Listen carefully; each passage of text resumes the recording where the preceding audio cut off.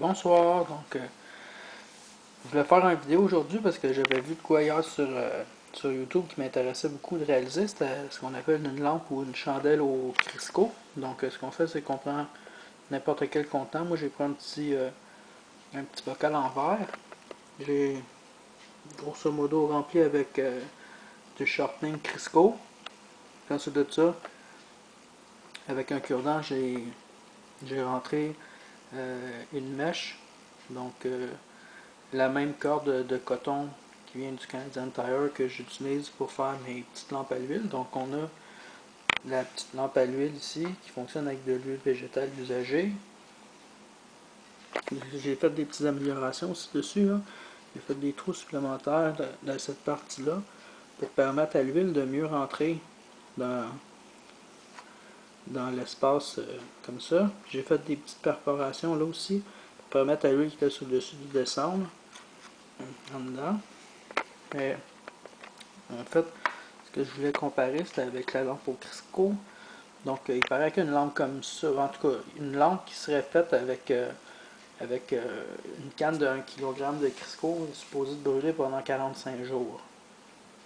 Ça, je vais la laisser brûler toute la soirée. Je vais voir comment est-ce que ça a descendu. Mais ça donne une lumière qui est quand même très comparable à l'autre.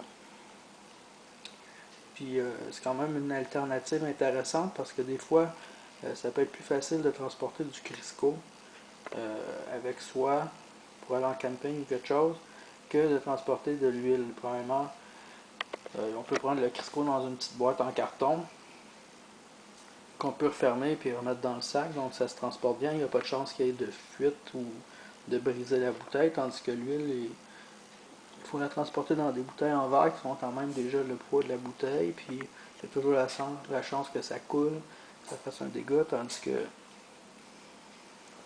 que le shortening comme ça, il n'y a pas de danger que ça arrive. C'est ce que je voulais vous montrer. Très facile à réaliser. On prend un bocal ou n'importe quel contenant. On le remplit le plus possible avec du Crisco. Oui, il y a des trous d'air, mais bon, c'est pas très important. J'imagine qu'avec le temps, le liquide va finir par le remplir, puis ce sera pas vraiment grave. Puis on met une mèche, donc moi, un simple bout de corde en coton, donc 100% coton, qu'on peut rentrer avec un petit bâton, quelque chose comme ça. On peut faire un truc avec un bâton, puis ensuite de ça la rentrer.